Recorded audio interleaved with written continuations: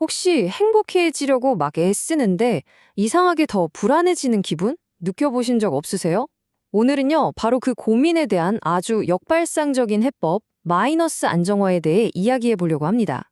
우리의 생각을 완전히 뒤집어 볼 준비 되셨나요? 아, 우리 다들 경험 있잖아요. 좋은 기분 익히려고 맛집 가고 막 여행 계획 세우고 근데 딱 그때뿐이고 돌아서면 또 뭔가 허전하고 도대체 왜 우리의 행복 찾기는 자꾸만 이렇게 길을 잃는 걸까요? 바로 이 질문에서부터 모든 이야기가 시작됩니다. 사실 우리 대부분이요, 행복의 함정이라는 것에 빠져 있다고 해요. 월급이 오르면 더 좋은 차를 사면 이런 즐거운 경험을 더하면 삶이 안정될 거라는 그런 믿음 말이죠. 근데요, 만약에 그 믿음 자체가 우리를 불안하게 만드는 원인이었다면 어떨까요? 자, 한번 비교해 볼까요? 왼쪽이 우리가 보통 생각하는 길이에요. 그쵸? 보상, 재미, 성공, 이런 플러스를 계속해서 쌓아 올리려고만 하는 거죠. 하지만 오늘 우리가 가볼 새로운 길은요, 이거 완전히 반대입니다.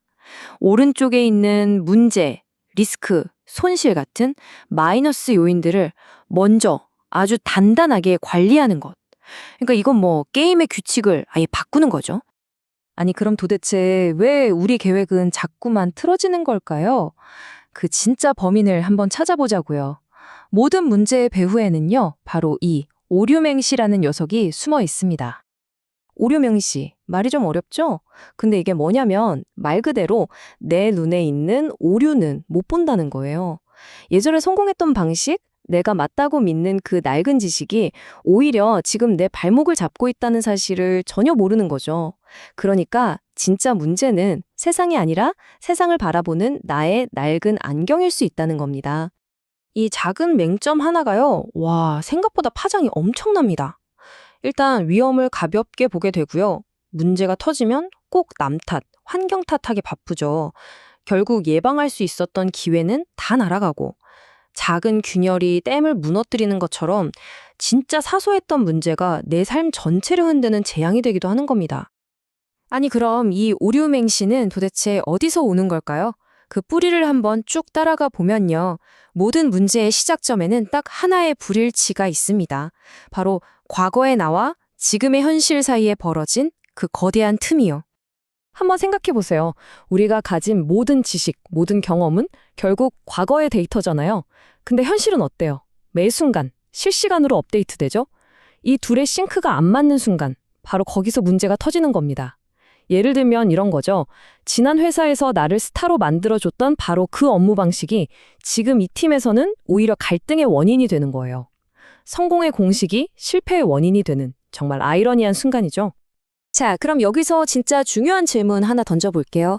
우리가 흔히 쓰는 그 플러스를 더하는 전략, 그러니까 보상이나 즐거움 같은 것들이 과연 이런 근본적인 마이너스 문제를 해결할 수 있을까요? 이 비유를 보면 그냥 모든 게 명확해집니다. 자, 배고프다는 마이너스 상태. 이거 달콤한 디저트 한 조각 먹는다고 해결되나요? 아니죠. 엄청 피곤한데 재밌는 영화 한 편 본다고 피로가 싹 풀리나요? 몸이 아픈데 새 옷 산다고 병이 낫지도 않고요. 결론은 아주 간단합니다. 즐거움은 결핍을 채울 수가 없어요. 그래서 핵심은 바로 이겁니다. 플러스는 마이너스를 절대로 상쇄할 수 없습니다. 이것이 바로 우리가 왜 마이너스 안정화에 먼저 집중해야 하는지에 대한 가장 확실한 이유입니다. 자, 이제 문제 진단은 끝났습니다. 그럼 이제 희망적인 해결책으로 넘어가 봐야겠죠? 우리 삶에 진짜 단단한 토대를 만들어줄 아주 강력하고 실용적인 철학, 마이너스 안정화를 소개해 드릴게요. 이 문장에 마이너스 안정화의 모든 걸 말해줍니다. 안정과 행복의 진정한 출발점은 마이너스를 먼저 관리하는 것이다. 플러스는 문제가 해결된 후의 보완제일 뿐이다. 먼저 리스크를 관리하고 문제를 해결하는 것, 이게 최우선이라는 거죠. 즐거움과 보상은요, 그 단단한 기반이 다져진 후에야 비로소 피어나는 꽃 같은 겁니다. 좋아요. 이 멋진 철학. 그럼 이걸 어떻게 써먹어야 할까요? 이제 머리로 이해하는 걸 넘어서 우리 손과 발로 직접 실천할 시간입니다. 지금 바로 여러분 삶에 적용할 수 있는 구체적인 3단계 관리 계획 알려드릴게요.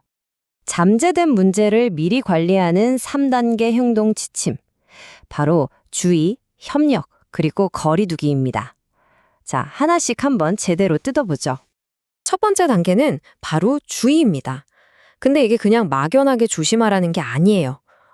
내 생각이 틀릴 수도 있겠는데? 하는 가설을 세우고 내 경험과 현실 사이의 균열을 마치 탐정처럼 적극적으로 찾아 나서는 태도를 말하는 겁니다. 내가 믿어왔던 성공 공식을 스스로 의심하는 용기, 바로 그거죠. 두 번째 단계는 협력입니다. 혹시 문제 발생 가능성이 다른 사람의 행동과 관련이 있다면 혼자 끙끙 앓지 말고 명확하게 도움을 요청하는 거예요. 예를 들어, 이 부분에서 실수가 자주 나오니까 이번에는 우리 같이 한 번 더 확인해요. 라고 말하는 거죠. 공유된 리스크를 함께 줄여나가는 겁니다. 그리고 마지막 세 번째 단계는 거리두기입니다. 이건 상대를 미워하거나 배척하라는 게 아니에요. 나를 지키기 위한 최후의 방어선 같은 거죠. 협력을 요청했는데도 계속 개선이 안 된다면 감정적으로 폭발하는 대신에 시스템을 바꾸는 겁니다. 예를 들어 반복적으로 약속을 어기는 사람과는 중요한 협업의 비중을 줄이는 식으로요. 문제의 파도가 나에게 닿지 않도록 방파제를 딱 쌓아두는 거죠. 자, 이제 모든 조각이 다 맞춰졌습니다. 지금까지 이야기한 것들을 싹 종합해서 진짜 안정적인 삶으로 가는 올바른 길의 순서를 아주 명확하게 정리해 보겠습니다. 진정한 행복으로 가는 올바른 순서, 바로 이겁니다. 1단계, 먼저 마이너스를 안정시키고 2단계, 혹시 터져나온 문제가 있다면 최소화하고 그리고 마지막 3단계, 이 모든 것이 해결된 그 단단한 기반 위에서 비로소 플러스를 마음껏 누리는 것. 여러분, 기억하세요. 이 순서가 전부입니다. 오늘 설명의 핵심을 딱 한 문장으로 줄이면 바로 이겁니다. 멋진 집을 짓기 전에 땅부터 단단하게 다져야 한다는 것. 우리 삶에 플러스라는 그 멋진 가구들은요, 마이너스가 해결된 단단한 기반 위에 놓일 때 비로소 진짜 빛을 발합니다. 순서가 모든 것을 결정하는 거죠. 자, 이제 여러분 자신에게 이 질문을 던져볼 시간입니다.